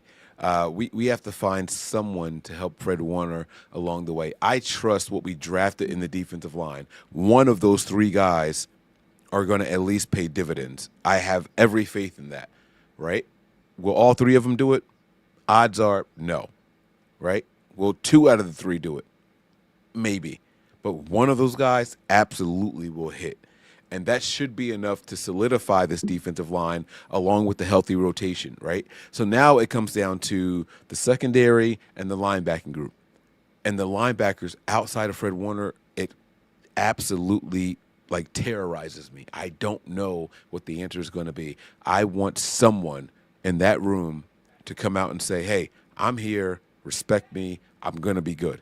It has to be a linebacker that comes out on that defensive side of the ball to show that we have what it takes to go out here and be formidable against any offense in the NFL. That's the group I'm looking for. Okay. Matt, you got anything? You want me to go? Yeah, no, go ahead, Zach. Okay. Years past, the 49ers have found these late round gems, right? Whether it was Jauan Jennings, we just spent the past 45 minutes talking about, 7th round pick, turning into basically a 1,000-yard receiver last year, wide receiver 1 for the team. George Kittle, 5th round pick. Fred Warner, 3rd round pick. That's not that late, but these late round gems. Brock Purdy, obviously, turning into one of the highest paid quarterbacks in the league, MVP finalist. Gentlemen, this year they found another one. Connor Colby is going to shine and excel, and it all starts this week. Connor Colby, the offensive lineman, ladies and gentlemen, is going to be the next late round gem that the 49ers found. And in a year from now, they're going to be saying, damn it, they did it again. How the hell did they do it again? They found another guy that everybody passed up on 20 times, and they found a starting guard in the 7th round. Connor Colby, ladies and gentlemen. Is this me coping because they refuse to address the position? 1,000%. But that is my pick. That is what I want to hear, and I'm sticking to it. Matt, what do you got? Okay. Man. Jesus Christ. Let's see. I got a good one here. Let's see. Where is it? Let me just double check this. Sorry, guys. Is he a rookie? Let me check. Sorry, give me just 1 second. Does it have to be a rookie? I mean, I guess not, but we're talking about rookie camp, right? Yeah. I mean, okay. Oh yeah. All right. Okay. So I got one for okay. you. I got one for you. In the same vein as Zach, Drew Moss, rookie guard, will make this team. Because if you're dating Brock Lesnar's daughter, you're a badass motherfucker. Because that dude ain't letting nobody date his daughter that, he doesn't approve of. And boy, if he messes that up, he's in for a world of hurt. So Drew Moss. In all seriousness, I'd love to see continued growth out of the 2 skill position rookies that we have, Jordan Watkins and Jordan James, and see if they have a shot to. I mean, you'd think they'd be carried, both of them. Obviously, I don't think they would make it to the practice squad. And then also, and his name is escaping me, I want to see the rookie that we specifically drafted to return kicks. I want to see what he can do returning kicks. We need good kick returners. Lyle, can Connor Colby pass block? We'll find out. We definitely will find out. None of the guys they have now besides 1 or 2 can, so what's the difference? Right. All right. Was there anything else you guys wanted to talk about? Because I have like a chat pack question. If there's nothing else on the docket for tonight. I've got one more question for you guys. Yes, sir. I have been like just pulling at my wits here. If Nick Bosa has another down year, forget the rest of the defensive line for just 1 second, right? I have never heard as many excuses made for a defensive player that was a All-Pro, Pro Bowler, Defensive Player of the Year than I've heard for Nick Bosa, right? Is Nick Bosa just Joey Bosa, just the younger form, right? Like Joey Bosa did have one or two really, really good seasons, and then it was just meh for the rest of his career. Is Nick Bosa going to be the next coming of his brother, Joey Bosa, or are we expecting him to be better going forward for the duration and remainder of his career? Because I'm going to be honest with you guys, I'm starting to think that Nick Bosa might be overrated. So last year, for example, right, it was like, oh, the rest of the defensive line was bad, so they just focused on taking away Nick Bosa. And while that sounds good, right, and statistically you look at it and it's like, yeah, that makes sense. If you're a good defensive lineman, they can't stop you. They can't stop you. We have seen Nick Bosa be stopped, controlled, and just flat out eliminated for, what, 3 of his 5 seasons in the NFL? Like, what are your guys' thoughts on him? And I want honest assessments and projections for Nick Bosa from you guys. Like, where do you think he ends up overall for his duration of his 49er career? Go ahead, Zach. Okay. Is he Joey Bosa? Will he turn into Joey Bosa? I don't think so. I think, unfortunately, I really do think that we're at the point where, like, he's not that single-handed game record type player that I think we maybe thought we were getting, and maybe he was for a year or two. Because and maybe we're just going up against, like, the top offensive line every week that we play football for some reason. But when the 49ers have a top edge rusher on the other side of the line of scrimmage, they can keep George Kittle in to block. They could use a running back to chip. They could double team. And it almost never seems to get the job done, right? They still wreck the game. Brock Purdy's still scrambling for his life. Chris Jones is still getting to Brock Purdy, wrecking the play, winning the game for the Chiefs, whatever it is, right? But Nick Bosa, it's like, oh, well, he's getting double teamed. So, I'm sorry, you're getting paid how much money? Like, you would think that that's something that they could either scheme or overcome, or he's just that good of a player. So, yes, I think he's a great player, but I think he's a great player that needs another good player alongside him. The 49ers haven't had that for the last couple of years. They had it, I think the last was when they had that kind of rotating Ebukam, Omenahue, that kind of role type players, and that helped him. D Ford obviously was the best case, like, situation that I could cite for this, to where D Ford, Nick Bosa on the edge, and then obviously you had Buckner and Armstead in the middle. Everybody was eating, right? But when it's just him, it's tough to say that he could still wreck a game. Could he still be impactful? Of course. And he still gets his double-digit sacks, or, however much he got. But does he single-handedly wreck a game the way the 49ers are paying him to? I don't think so. At least not consistently enough. I think there's one playoff game where I could think of that he was, like, a huge factor, and it was that first Seahawks game, that Brock Purdy's first playoff game, where the 49ers ended up whooping him like 40-something to whatever. But other than that, he's just kind of there. Like, I don't know. Matt, am I wrong here? What are your thoughts on this? It depends. If you're looking at sack production, then everybody has an argument. If you're looking at his ability to disrupt and pressure quarterbacks, then he's one of the best in the league. I know PFF grades aren't everything, but he grades high against the run and against the pass. He hasn't had a lot of help, and I don't think that you can find an elite-level defensive lineman that doesn't have some help, shape, or form, whether that be from the fellow defensive line or from the pass defense. And we've seen teams, particularly after Nick Bosa's Defensive Player of the Year season, start to get the ball out quickly and start to move the ball away from Nick Bosa, which is what you should do.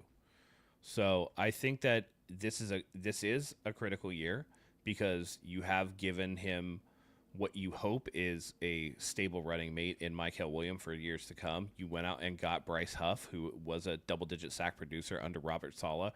Robert Saleh did come back which is where Bosa, I believe, had his best season with the 49ers. So, and again, as I've said, as Mike, you're on it, it's Mac is saying it too.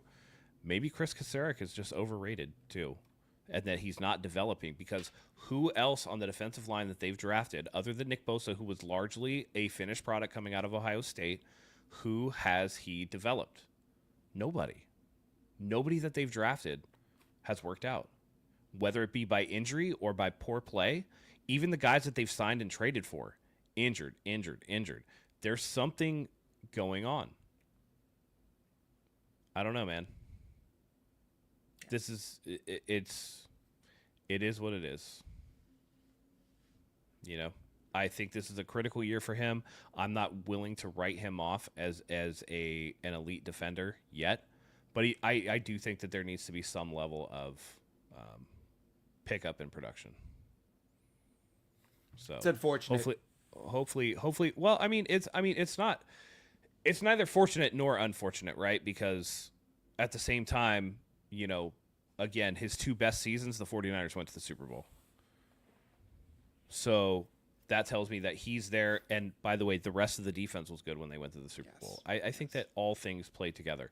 But I challenge you to find me a really good pass rusher that doesn't have at least somebody else on the defense that really helps out. You know, that's like elite on the defensive line. And that's my issue, right? Myles Garrett is going to be Myles Garrett every season. It does not matter who's on the line with him, right? But Cleveland has had a good defensive line for years. Because of Myles Garrett. Myles Garrett is 50-60% of their production. And so, yes, they are a good defensive line, right? You look at T.J. Watt, right? And everyone's like, oh, he's old and he's looking for another contract. The Niners shouldn't look at getting a guy like that. And I get that, right? 30 years old or close to it, right? I understand all of that. But he produces year in and year out, right? Max Crosby is a guy who is 100% effort. He is not dependent on the other guys around him. He has a motor. I don't know what Nick Bosa's niche is when he doesn't have other players around him to take some of that weight off of him. Those guys that I just named, even Von Miller in his prime, wasn't dependent on anyone else being good on that defensive line. I'm so good that I'm going to take enough off of you where I can make other people better. Nick Bosa doesn't seem to do that right now for the 49ers. And they're paying him as if he is one of those guys. They're paying him as if he's a Max Crosby, as if he is a Myles Garrett, as if he's a TJ Watt. And I don't know that we're getting the return on investment from Nick Bosa that those other teams are getting from those guys. I just want to see it once. Even Chris Jones, right, who plays a completely different position, defensive tackle versus defensive end or edge guy, right? Like, even Chris Jones, like, when the game is on the line, he makes the biggest play in the fourth quarter. Nick Bosa doesn't do that if he doesn't have the supporting cast. And I'm just starting to think that maybe Nick Bosa's best days are behind him. He's more dependent on other supporting people than the other way around. And I'm not sure that makes him worth the contract that he got. Sheesh. If you had to guess, besides the injury season where he tore his ACL in, week 2 against the Jets? Mm-hmm. If you had to guess Nick Bosa sacks per year, what would you say there? Like on average? Yes. 8.5. Zach? 12. 12.5. Holy shit. 12.5.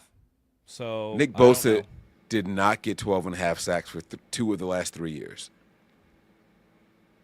Okay. Average. But he still has production. I'm guessing. Average I'm for guessing. His career. No, he had 10.5 in 2023 and 9 last year. Are we okay with giving him $30 million for that kind of production? Like, fuck out of here. No, I'm not. And it's not just about sacks, right? Because, again, my favorite Bosa game was a game that he didn't have a single sack in. That Saints game, he was wrecking havoc. Like, he was just in the backfield and disrupting the passer, and he was a monster against the run, right? Like, I give him that credit. I haven't seen that in the last 3 seasons for Nick Bosa. I just haven't seen it. So I'm not just a sack dependent guy when I'm analyzing Nick Bosa. I don't see it anymore. Guys, I'm not trying to be funny. I just don't see what makes him special anymore without the supporting cast. That's all I'm saying. I think the Niners should be looking and feeling like there's a little bit of buyer's remorse. I don't see it anymore. I don't know. PFF still has him graded as the 4th best edge in the NFL. Do you think Nick Bosa was good against the run last year? Just last year? Yes. Everybody else was shit against the run. They were soft up the middle. That's the whole point. They're not running to Nick Bosa. They're running away from him. Even the play where Baker Mayfield extended and everybody was jumping on Nick Bosa for getting stiff-armed or whatever. Nick Bosa ran from the opposite fucking side of the field to chase him down because nobody else was there. Why is your backside pressure man chasing the quarterback all the way to the opposite sideline with no help in contain? That's fair. It's fair. I'm not here to argue. I just want to know your guys' opinion. Yeah. To me, I think it's really easy to, and by the way, I partially agree with, right? The unit leader, the leader of that defensive line needs to take some of the blame for when they don't perform because you are the leader, right? But I don't think you'll find a player or a coach that's going to sit there and be like, yeah, Nick Bosa is not good or he's not worth the contract that we signed it to. You're not going to find those guys. Us fans, we look at it from our 30,000-foot view and we go, oh yeah, he's not performing. But then who was performing on the defense last year? The NFL executives just voted Fred Warner the best middle linebacker or the best linebacker in the NFL. And like all of us last year would be like, something's wrong with Fred. It doesn't take like 12 weeks for an ankle to heal. Why is he giving up so much shit in coverage? And we famously that's a very good point. You know what I mean? Yeah, it's easy. I think that's fair. We had dog shit safeties last year. We had Diamador Lenore and not much else at the cornerback spot, right? We had Fred Warner and not much else at the linebacker spot. The defensive line was trash. This was a team that was 6-11 and 29th against the run. And I can't just pin all that on Nick Bosa. I saw Fred Warner miss plenty of tackles. I saw, guys give up plenty of big plays. So I can't just put it on one guy. But when we were going to Super Bowls and playing really well, Nick Bosa was a big part of that. And again, it's hard to pin it on one guy when there's 10 other guys playing that side of the ball. Just like Brock Purdy's down year, we just talked about Jauan Jennings had a career year because everybody else was injured. And then people are hammering Brock Purdy for how he played last year when I actually felt like he kind of carried the offense with nobody else there. Yeah. So it's really hard to just pin it down on him. That's why I think this year when he is going to have a lot of like high-priced pieces and you expect things to be better than they were, like they're not going to be 29th against the run this year. You know what I mean? Like they were decent against the pass last year. They're not going to be 29th against the run. If the defense is a top 10 unit and Nick Bosa doesn't perform, then I think there's a problem because that means everybody else is doing an outsized share of their part and Nick Bosa is not performing up to task. So I think we'll see with that. I think this year's critical though, and I don't know if they can get out from the contract or renegotiate it or even consider trading him if it doesn't work out. But this year will be a critical year. I'm not saying he's blame free, but I think like him saying he's like not elite is kind of overblown at this point. All right, let's get to this chat pack question and wrap up for the night. Oh, Zach, I got one thing for you. We can do the chat back at the end, but I was typing up Zach one didn't thing. even answer the Nick Bosa you didn't question. answer the Yes, I question. did. I went first. Yeah, he did. He went first. I did a whole spiel. So I was finishing my thing. Oh, okay, sorry. He said he does think that Nick Bosa is a tad touch.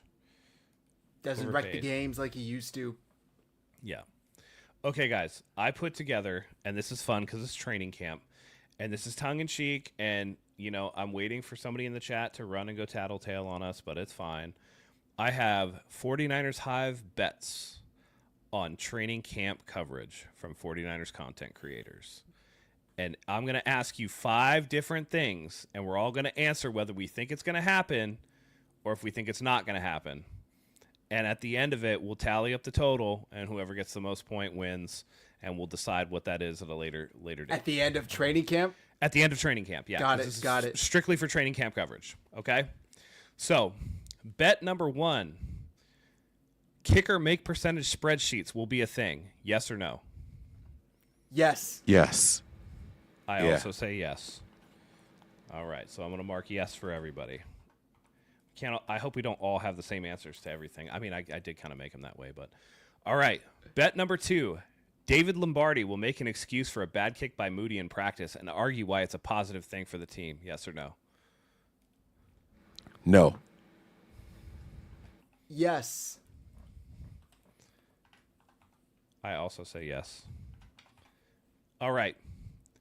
At some point during training camp, Grant Cohn will insinuate that Mac Jones is a better quarterback than Brock Purdy. Yes, that's Yes, easy. 1,000% yes. I did make these a little easy. It's because it's the same shit every year. Okay, here's one where we might disagree on. A fringe roster player will make a splash and become a media darling without it being warranted. Of course. I'm going to say no. I'm going to say no. I'm also going to say no. All right, last one. There will be further debate about the athleticism or lack thereof of Christian McCaffrey. No. Yes. I think that I think they put all of that to bed. Sorry, go ahead, Matt. I also say yes because I think that some people just can't take a hint even when it's staring them right in the face. That's fair. That's fair. It's going to All be right. fun to come back to. Perfect. Yes. It will be fun. All right, sorry. I just wanted to do something a little bit fun for that. Cool. All So right. I will save this. All right, Chat go pack ahead, time. Matt. This one, we've done some funny ones. This is a little more serious, I guess. Or you could make it whatever you want. What is your brief outlook on life? In as many sentences as you would like. What is your outlook on life? I don't think I understand the question. That's weird. What Like, how do you approach life? You know, like, how do you view life? You know, some people say, like, be the change you want to see, or, you know, like that type of... I'm going to say I'll go first. I'm going to say generational inheritance, and it doesn't mean financially either, right? It's like be the change you want to see in the world, right? I want to pass down a mindset to my children that they can pass down to their children, right? I want my children to be more positive than pessimistic. I want my children to find a way to buck the system in a way that they're not afraid to be shunned for it if it's going to benefit the generations after them.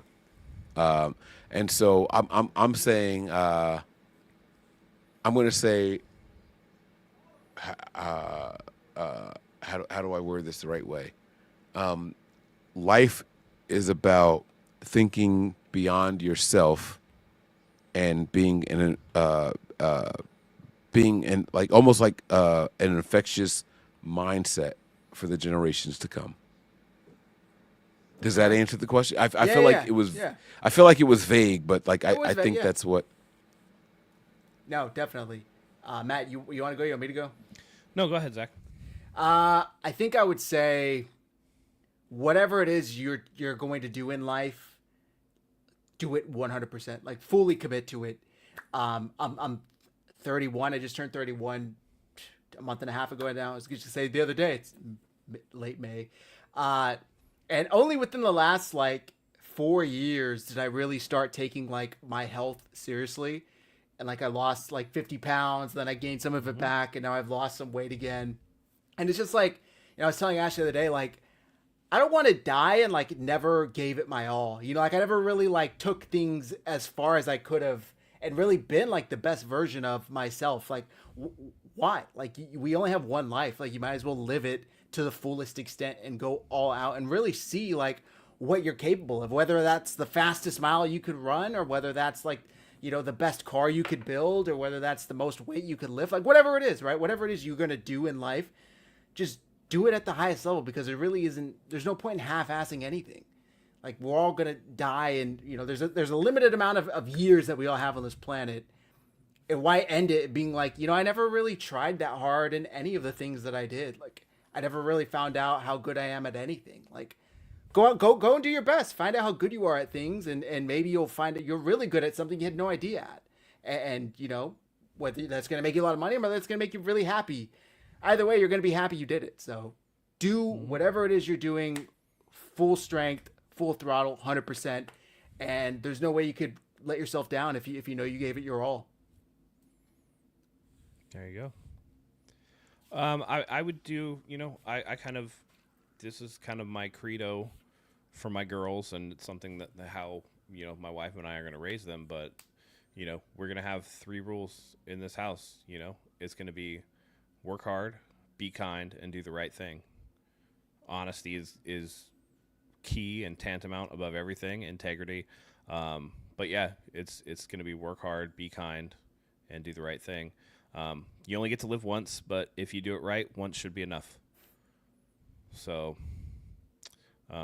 yeah, it's just, I think that it's way too easy, particularly in the age of like keyboard warrior and stuff. And we like to, play it up because I'll fuck around with the chat and talk shit or whatever. But like, I mean, on a truly human level, be kind to people. There's way too much apathy nowadays. People look the other way. People are entitled to things that just, the sense that we could just be so callous to each other. It's like we need each other, man. Like we are a social species, and we need each other to make the world go round. And so, we gotta be kind to each other. We all have to work hard. We can't just live off other people's work. It doesn't work like that. That's how you breed that resentment and get a lot of the unkind personalities and traits that we have and that we see. And just do the right thing. Like I'm not gonna go into somebody else's house and look. Say I walk into somebody else's house and I see a bunch of shoes laying next to the door and they got a shoe rack or whatever. I'm not gonna go traipsing up their stairs in my boots. You know what I mean? Like that's again that it's a respect thing. I think everything begins at respect, and I'm of the belief that everybody gets respect until they lose that privilege. I will respect everybody until you show me a reason not to respect you anymore. You know what I mean? I will teach my daughters, be kind to everybody, but you don't have to sit there and put up with people's shit. If they disrespect you, you don't have to be mean, but you also don't have to sit there and take it either. It's going to be, because being kind is also being kind to yourself. So the same thing, I'm on the same journey that Zach is, trying to get in shape. I'm trying to be around for my girls and everything like that. And that's being kind to myself. That's working hard, throwing myself into that. So, yep, those are the things, man. Matt's answer reminds me of like this thing I tell my kids, right? And I've told my kids from the first day that they're going to school for the first time, right? It's like, if you tell Daddy the truth, I'll always have your back, even 100%. If you were wrong, right? It's like, Dad, I got into a fight on the playground, and maybe I did start it, but I started it because that kid's an asshole, and I saw him being mean to people for a long time ago, and I wanted to like just put him in his place, right? Like, I'll have your back. I'll go to bat for you. I don't know if I'm creating a monster with that mindset. Right? I want my kids to embrace this thing that when they come through the threshold of our household, this is where they can be 100% honest and know that Daddy's going to try to help you. And I think I might be enabling my kids in a sense, right? It's like I might be creating a monster with that, right? Like, yeah, Dad, like he didn't really start with me, but I punched him because I knew he was starting with somebody else and had nothing to do with me. And it's like, I'm going to go to school and say, hey, my kid was right for what they did because, and I'm going to argue against the teachers. I'm going to argue against the guidance counselors and the principal and all that shit. It's a really weird dynamic when you start thinking beyond yourself, and how you might be. And I feel like this is going to sound so terrible, but I feel like Dahmer's parents might have been like that, right? Like, I see you guys are laughing at me, right? And I understand why you're laughing, but like if I want my kids to be able to tell me anything, no matter what, and know that I'm going to have their back, you've got to be enabling to an extent. I mean, maybe a little bit. I would say that because you're self-conscious, like you're aware of it, like that it's not going to go the same length as Dahmer. I'm going to be more of like, I want my kids to be honest with me, and I want them to feel safe telling me things. but also actions have consequences. But if you tell me the truth, those consequences will not be as severe as if you tell me a lie. Right? Like, if you do something wrong, it doesn't mean that I don't love you, and it doesn't mean that whatever, but we are going to learn a life lesson, and, you know, there are consequences to your actions. However, if you're wrong and then you compound it by lying to me because you don't want to get in trouble, that's just going to get you in more trouble. And one of the key things, especially because I have girls and I know how hard it can be socially for girls, one of the things that I will always do when we're in the house, I will have no problem giving my daughter shit, right? I'll tease them. We'll have fun. They can tease me, everything like that. When we are out in public together, I will never do anything to purposefully embarrass them. I will not play jokes on them in front of their friends. I will not make weird comments, and you know what I mean? Like the little sarcastic comments that sometimes parents will make, like, oh, you're wearing that, like in front of their friends. None of that stuff. You will be the most beautiful thing in the world to me. I will shower you with nothing but praise while we're in public. The second we get inside, I might give you shit, but I want them to know that they are safe with me and that our playfulness is because we love each other. We're a family, and it's unconditional, right? But I want them to know that no matter what out in the world, I do have their back. But I also think that having somebody's back doesn't mean that you always agree with what they do and they never do any wrong or whatever. Right. I think that actions do have to have consequences. So that would be like the one spot where I differ. If, you know, I'm going to tell my daughters too, and like my daughter's about to turn 2, I'm throwing her ass in jiu-jitsu. She's going to learn how to defend herself. But also I'm realistic enough to know that it's like, hey, this is like a discipline thing. This is for you to be able to feel comfortable that if the shit did hit the fan, that like you would have a chance to help yourself. But I'm also going to give them the realistic perspective of like, there's always going to be, you know, if you're really in the shit, like there's a chance that there's going to be some dude that's that big that you're not going to be able to do anything, even with training. Like you need to avoid situations. Our shit is it's less about what you're going to be able to do versus someone else, and it's just like ours. I'm not kidding you guys. Like we have a 6-word mantra, creed, or you know whatever you want to call it, motto. It's 6 words. Like we don't lie to each other. That's it. Like when you come home and you close that door, you can be 100% honest, and whether you're right or wrong, we're gonna try to support you if we can understand why you 100%. Did what you did. Yeah. And so that's how I live in my house. Yeah. That's awesome. I really like that. That was a good question. We got a good topic out of that. Yeah. Yeah. Good discussion, I should say. That's gonna do it for tonight's show, guys. Ended on a bit of a serious note, but sometimes you got to be serious in life. So, Mike, I'm sure the folks already know you're putting out great content almost every day. Please let them know where to find you if they don't know already somehow.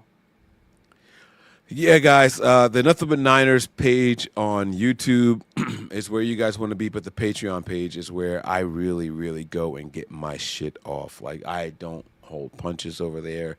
So you see it right here below, Nothing But Niners on Patreon, patreon.com/NB9ERS. And for those of you who are watching right now on the Nothing But Niners YouTube page, make sure you go and show my guys support, Zach and Matt. They are over there. You see it underneath Matt. It's 49ersHive. That is the place to be on the YouTube page.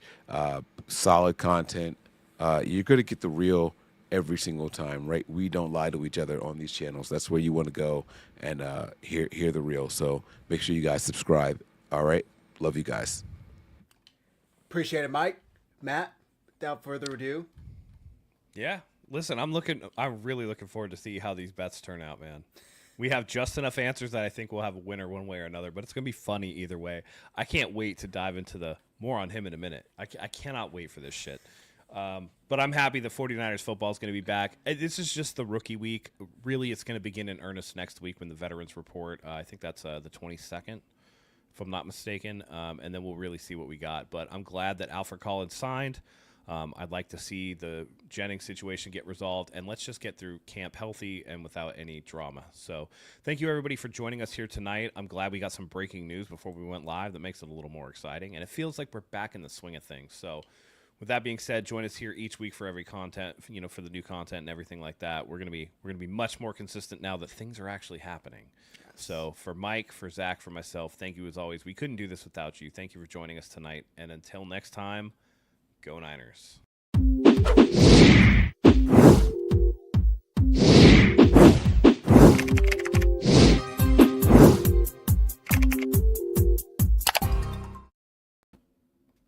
Okay,